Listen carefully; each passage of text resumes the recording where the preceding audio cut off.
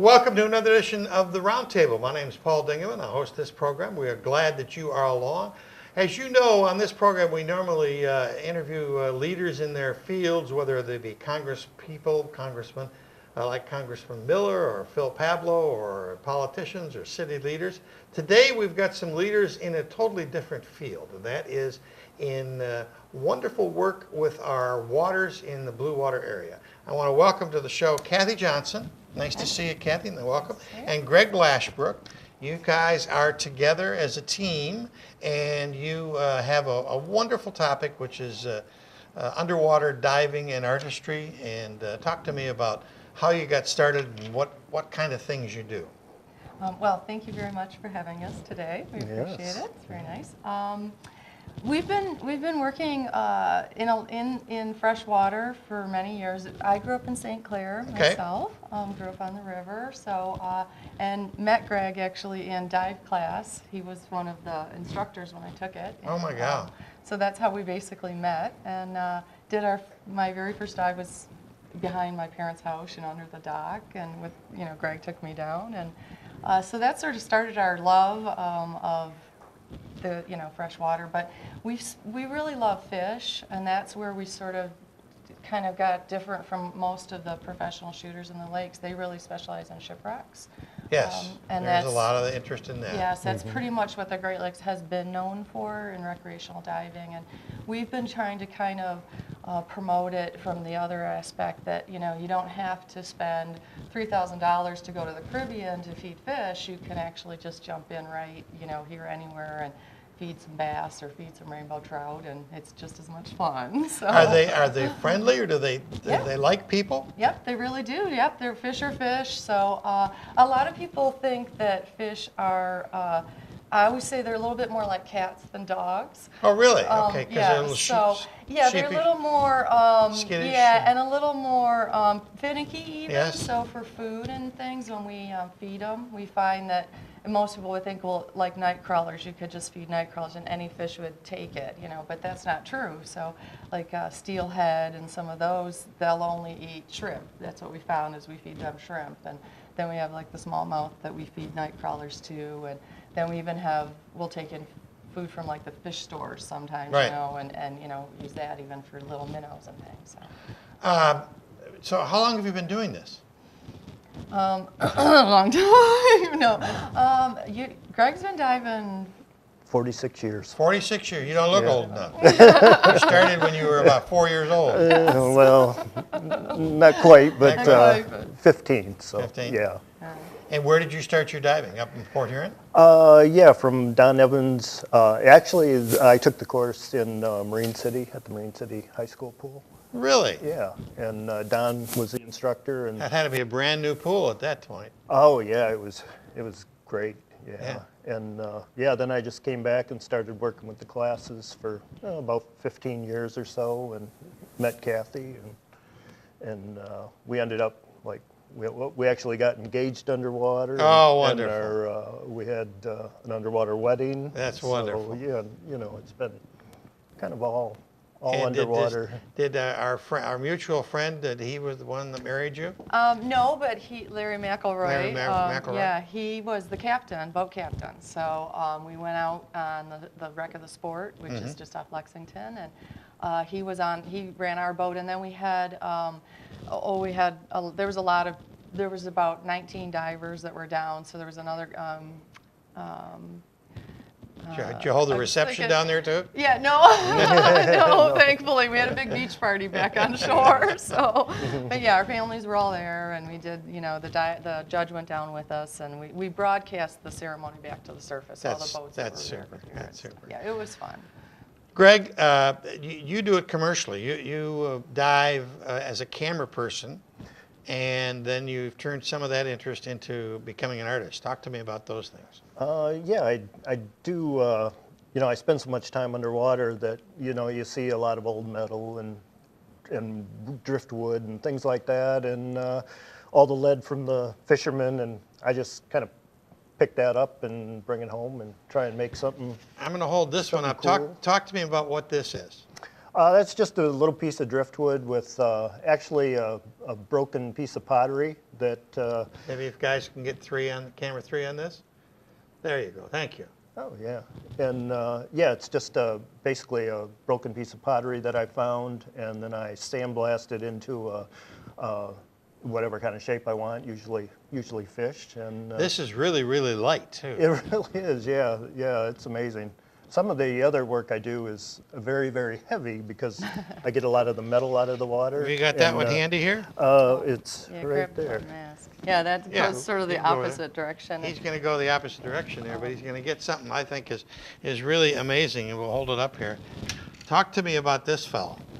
That's actually made from lead that I got out of the river. The fishermen. He's ugly. It's a little scary. It is kind of scary, isn't it? Yeah. Yeah, it all came out of the river, the glasses and the spike, and then the lead that's the fishermen lost. And I make a mold and then just kind of drop it in drop by drop, and that gives you this real nice, interesting texture. That really is amazing. Yeah, I really enjoy. Is the black part of it? I mean, That's actually You added that? clay. Yeah, I put some Sculpey clay in there. I found that the hot lead didn't destroy it or catch it on fire. So, and it's pretty heavy. It's yeah, pretty heavy. that's. Did you that find could the be- glasses? Yeah, underneath? the glasses.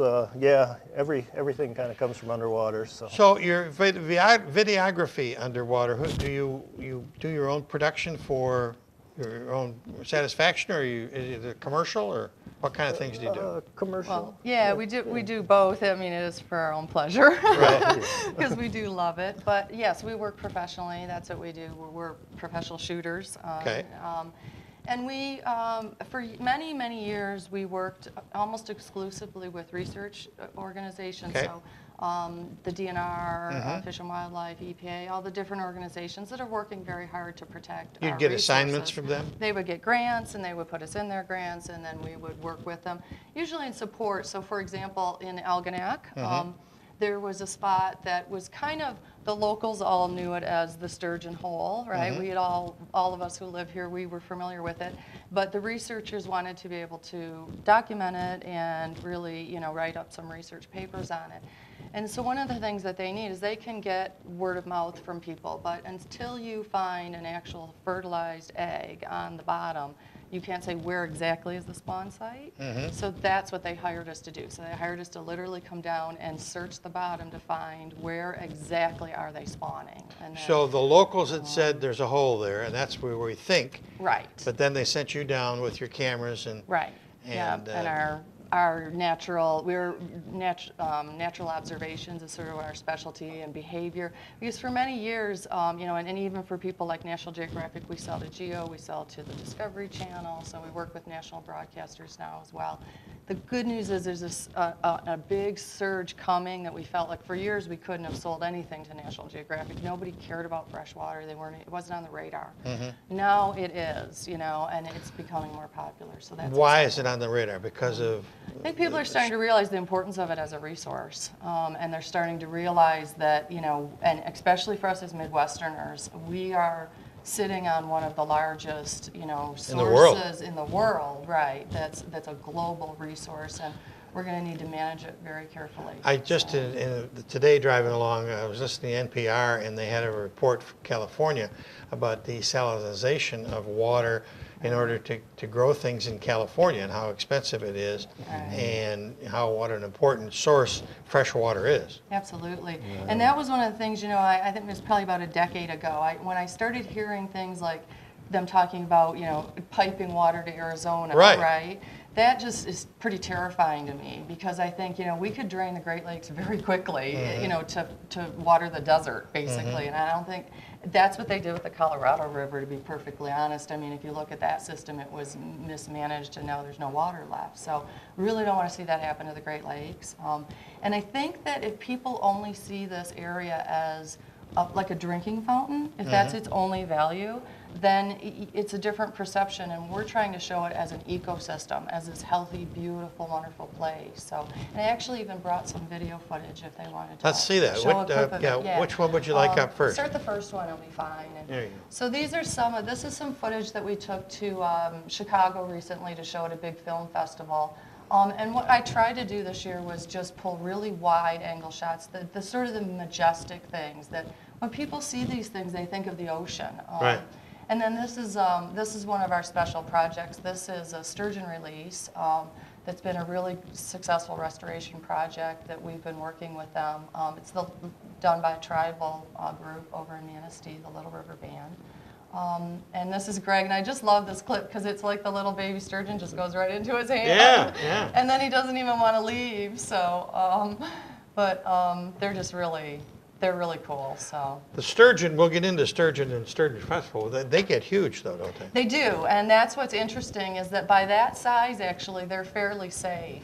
Nothing will eat them basically by that size. But before they're very vulnerable. But then after that, they end up becoming the biggest fish in the system, and pretty much nobody eats them. So This is a bass?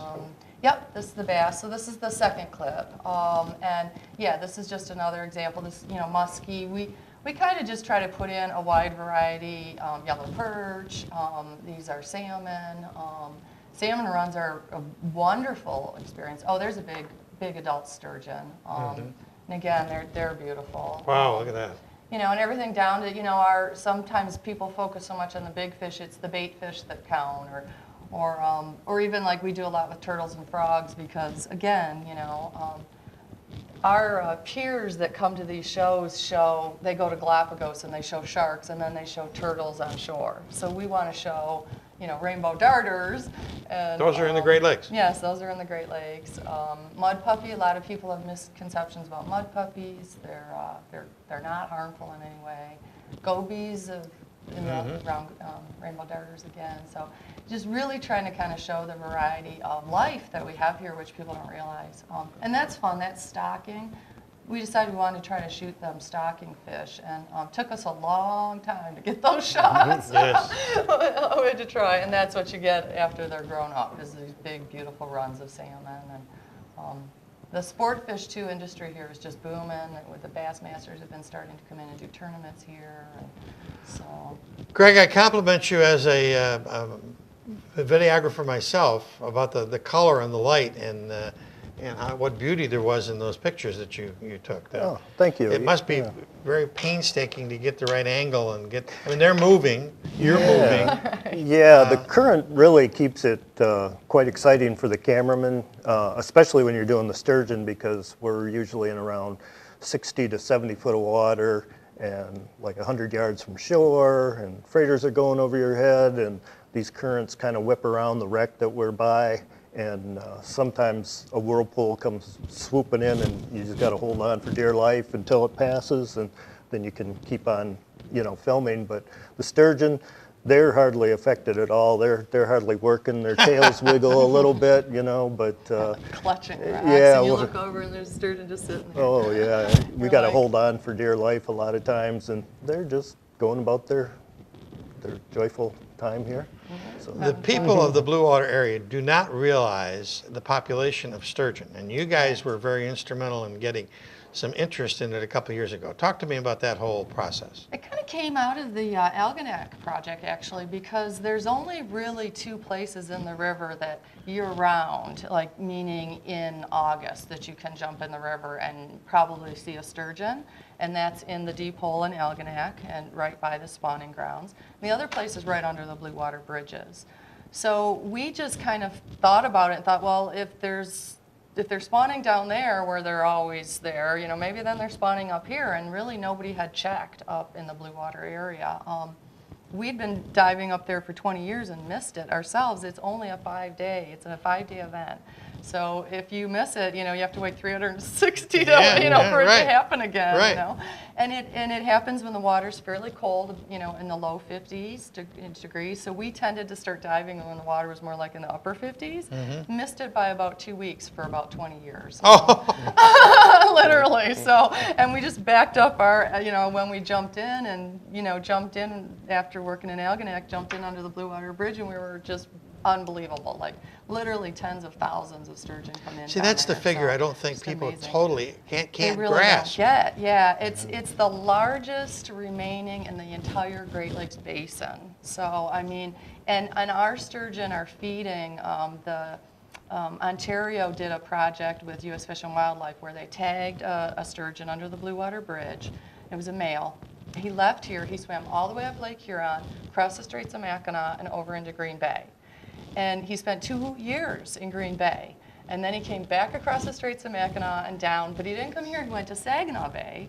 And he spent a whole nother year in Saginaw Bay before he came back to the Blue Water Bridge to spawn. Was it a radio beacon? So, yes, so they could track him by towers to see where he had gone this big trip, you know. So these sturgeon really are Great Lakes sturgeon. Are they anywhere else in the world? Well, there's like some 20-some species of sturgeon. So we have only lake sturgeon here in the Great Okay. Lakes. So, so that's sort of our specialty because that's what we're most familiar with. And how they found out we have so many down there, because I wondered, how do you count fish? I always Yeah, thought that was kind of right, interesting, right. right? And they would ask us, how many do you think are there? A bunch. And that's what we would say. We don't know, you know, they come and they go and there's lots. And we didn't want to say, it seems like hundreds, because if it was thousands, we didn't, you know, Right. and we didn't want to say thousands. If it was hundreds, they think we're crazy. So the biologists ended up doing research, and how they count fish is they tag them, they pull them up and tag them and tag them and tag them, and they do that for years until they put it into a computer and it reaches a recap point, meaning when you're recapturing a certain percentage that already have tags, then the computer can figure out how many you have in that population. So in the Port Huron, under the Blue Water Bridges, that computer formula came back at 29,800. 29,800. 30,000 lake sturgeon, basically. They don't So- stay there all year. No, so that's where do the they go? spawning. So that's up and over to Green Bay for a couple of years, over up to Sag and down to Lake Ontario. You know, I mean, they can go over Niagara Falls even. I mean, they've seen them. They'll voluntarily, you know. Well, Greg said, how do we know it's voluntary? I don't know about that, but Because they do it repeatedly, you know. Right. They can't get back, but yeah, so they literally just go wherever they want in the Great Lakes, and then they come back. Actually, Laco down into Lake St.Clair they found. We thought they kind of skipped that and went right, we thought it was so shallow, why would they stay there? But no, there's the DNR's just starting a new study where they think that there's a large population just sits out in the lake all summer. So the hole down in Algonac is there permanently. Yeah. and they Is it like really, that. really deep? Is It it is. deep as 70 deep? foot or something. I believe it's close to 100 foot in Oh, the, And that's in the the one same sturgeon hole. Yeah. underneath the Blue Water Yes, Bridge? it's like So they like 70. They like They deep. like They like Yes. deep. Yeah, they like Deep deep. It's and cold. fast. It stays colder in the summer, and they like cold water. So and then fast. Yeah, they like fast. Current faster, the better. A lot of the habitat that we've lost in the Great Lakes, and the reason that the St.Clair River was saved, circumstance. Everywhere else with this flow, we dammed. That's the reality. And we couldn't, right? Because it was too important for navigation. And it's so narrow right there in Port Huron and even down here. So it had to stay open for navigation, and that in itself is what saved it. So we get worried when we hear about turbines and Right. speed bumps and all these kind of really invasive things that even if they're designed in a way that let's say they're off bottom or they're trying to design in a way that's friendly. We've both worked commercially as divers, and we know that to install them, You gotta disrupt the bottom. you have to destroy everything that's there pretty much. I mean, because you would have to anchor these things. It would be like, you know, imagine putting in a mall. I mean, you don't just build it, right? You start with a big pit in the ground. So that's worrisome. So that's partly what we started with the sturgeon. We thought, well, how do we let people know if they're so deep they can't see them? How they want, you know?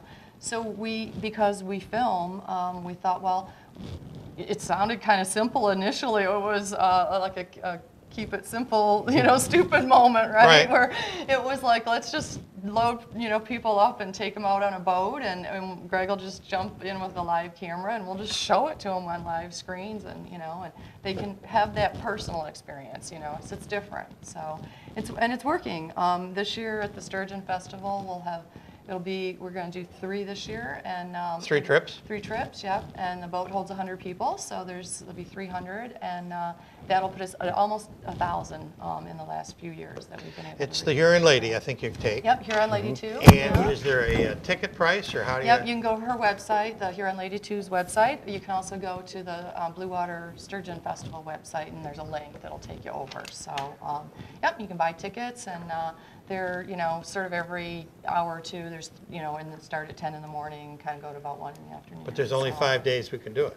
Right, and this is the trick, see, right? So we have to, as a committee, you have to plan these festivals ahead, right? I mean, we're trying to do things for the public, like bring in, they're trying to do a 5K run, and Yeah. we're trying to do we have a year we work on this, right? Right. So first thing everybody says is, what's the date, you and say, they "I all don't look know." at us, and we're like, let's try, So far, every year for this next 6 weeks, we're going to be like this every day, Well, what would change? What would be the variable that would change the The weather? temperature, yes, the water temperature. It's almost exclusively water temperature. There are some other factors that influence it that we don't even really know yet, that the researchers are still trying to figure out. But the biggest one is really temperature. So, last year we thought, with that terrible winter, it's going to be Yeah. really late, and that didn't happen.